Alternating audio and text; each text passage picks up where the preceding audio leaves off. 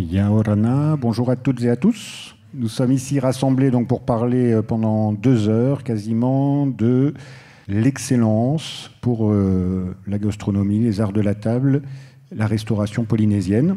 Et nous avons pour cela un certain nombre d'intervenants et d'invités prestigieux. Et donc pour commencer cette séance, pour commencer cette discussion que nous allons avoir ensemble, sous vos applaudissements, j'aimerais que nous accueillions le président de la Société des meilleurs ouvriers de France, monsieur Jean-François Girardin.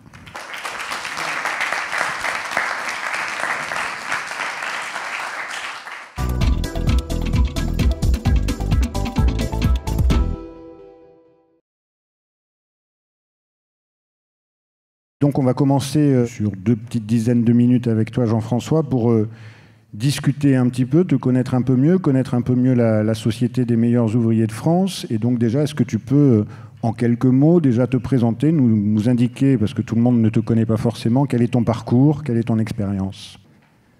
Bonjour à toutes et à tous. Déjà, c'est un plaisir pour moi d'être ici parmi vous. Un établissement que j'ai découvert il y a déjà 4-5 ans, quand on avait créé une première sélection déjà avec un jeune qui a eu la chance d'être meilleur apprenti de France. Donc voilà, c'est très heureux d'être là. Pourquoi je suis là aussi c'est pour que ça continue, que ça s'amplifie. Et je suis président de la Société nationale des meilleurs ouvriers de France. Cette association reconnue d'utilité publique en 1952, qui existe depuis 1929. Donc vous voyez, une association qui a quand même du vécu. En 85, les meilleurs ouvriers de France, donc mes pères, ont voulu créer un concours pour les jeunes apprentis. Pourquoi ? Pour les fidéliser déjà à un métier qu'ils avaient déjà peut-être choisi, et puis aussi pour trouver dans ces jeunes gens des gens qui aiment la compétition qui fait partie de nos métiers, de notre vie, de toute façon, et qui soit reconnu, diplômé, médaillé. Et ces jeunes gens, après, qui continuent leur évolution dans leur métier, de manière à, peut-être 15 années plus tard, se préparer au concours un des meilleurs ouvriers de France, un concours, donc un diplôme d'État, bien sûr, qui fait concourir les candidats pour ce diplôme, qui est un des plus prestigieux de l'artisanat et des métiers. Ce concours de meilleur ouvrier de France est organisé environ toutes les 3 ou 4 années. Donc ceux qui n'ont pas eu la chance d'être reçus peuvent se refaire avec un certain temps de repréparation pour la session d'après. Donc ce concours de un des meilleurs apprentis de France, créé en 85, déjà dans des départements, puis dans des régions. En 2000, nous avions décidé de le faire national, de faire un concours d'apprentis qui est une sélection nationale, donc une 3e épreuve par rapport à celle de département et de région, pour avoir ce diplôme, ce concours de un des meilleurs apprentis de France. À l'époque, il y avait une 60aine de métiers. Aujourd'hui, nous en avons 121. Cette année, nous avons 6890 inscrits donc pour ces 121 métiers. L'année dernière, nous avions presque 20% de moins d'inscriptions, mais nous avions eu quand même 444 jeunes qui ont eu le diplôme et la médaille de un des meilleurs apprentis de France, dont 3 jeunes polynésiens, à laquelle on a remis officiellement leur médaille et leur diplôme vendredi dernier à la présidence, avec le gouvernement et le président bien sûr présents, et leurs familles, leurs amis, et beaucoup d'autorités locales. Pourquoi c'était en Polynésie ? Je pense que c'était de faire un clin d'œil aussi à la Polynésie, venir dire « vous avez bien travaillé, il faut que ça continue ». Ce concours, en France, il est ouvert à toutes les personnes qui sont en formation, aussi bien en alternance que dans un centre de formation ou une formation individuelle, il y en a quelques-uns. On veut que ce soit ouvert à tous. Pour beaucoup de métiers, c'est moins de 21 ans. Et pour 18 d'entre eux, c'est moins de 23 ans. Bon, par exemple, barman, c'est jusqu'à 23 ans pour le problème d'alcool. Prothésiste dentaire, c'est pareil, c'est une formation complémentaire importante. Il faut des années d'études avant, etc., etc. Donc ce concours, il est ouvert pour faire reconnaître le talent souvent caché de jeunes gens comme vous, qui se trouvent très bien dans une profession, qui ont des capacités particulières, qui ont une dextérité dans leur métier, et pour les faire avancer beaucoup plus vite dans la profession qu'ils ont choisie. Un meilleur apprenti de France, il n'a pas de mal à trouver du travail, puisqu'il est repéré par beaucoup d'entreprises. Les entreprises aiment les gens qui font de la compétition professionnelle, parce que ça montre que vous êtes à fond dans votre métier, que vous voulez étudier, approfondir vos connaissances, et surtout vous faire reconnaître parce que vous êtes un bon parmi les autres. Ça, c'est très important.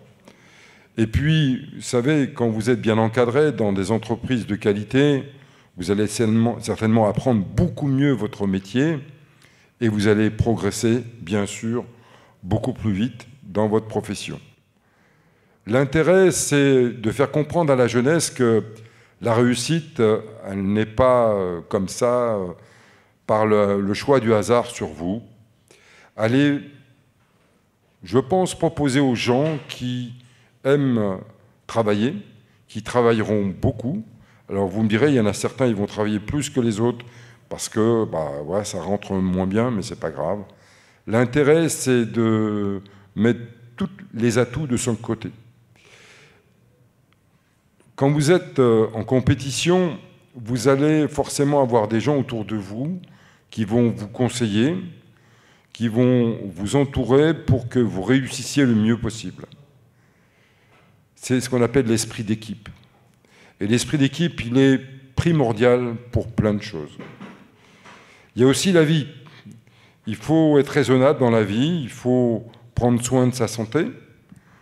Donc, voilà, il faut prendre soin de son corps pour être le meilleur possible, le plus résistant possible, comme un sportif. Un sportif, il va faire ses compétitions, mais il ne va pas fumer le cigare à la fin du match, quoi. Il va faire tout ce qu'il faut pour qu'il soit dans de meilleures conditions possibles pour avoir les meilleurs résultats. Eh bien, dans le travail, c'est la même chose. Quand vous êtes en compétition, vous allez travailler beaucoup, vous allez passer beaucoup de temps. Eh bien, il faut prendre soin de vous, de votre alimentation, de surveiller votre santé. C'est important, c'est important. Et puis, bon, de toute façon, c'est toute la vie comme ça. Si vous voulez avoir une vie longue, il faut quand même protéger un petit peu ce qui peut dépérir le plus vite. En plus, j'ai eu une étude par 2 professeurs chercheuses, une de Lyon 2, une de la Sorbonne, qui ont fait une étude sur les meilleurs apprentis de France 5 ans après. Et cette étude a duré 6 années. Et on s'est aperçu que le premier choix de ces jeunes gens qui sont devenus meilleurs apprentis de France, eh bien, tout simplement, c'est de créer leur atelier, leur entreprise. La jeunesse d'aujourd'hui est dans l'entrepreneuriat. Donc elle représente bien l'époque d'aujourd'hui, elle représente bien ce que les jeunes, alors, dire en métropole, mais dans le monde entier, en ce moment, ce qui les intéresse, c'est de pouvoir être assez bons, assez techniques, avoir assez de connaissances pour créer leur atelier, leur entreprise. Je pense que c'est un retour à l'artisanat, un retour que les chambres de métiers attendaient depuis très très longtemps.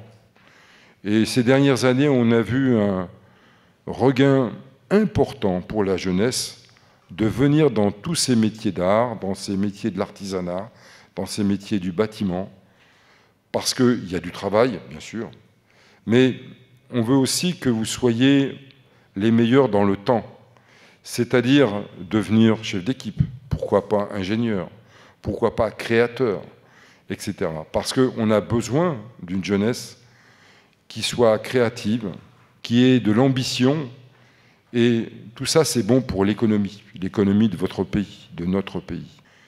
Et quoi de plus beau d'un jeune qui a appris un métier, qui a créé son entreprise, qui fait de l'emploi autour de lui, qui crée des objets, qui construit des choses merveilleuses. Eh bien, c'est ça, être partisan d'un pays, d'une localité, de faire la vie comme on doit y réfléchir pour vous tous.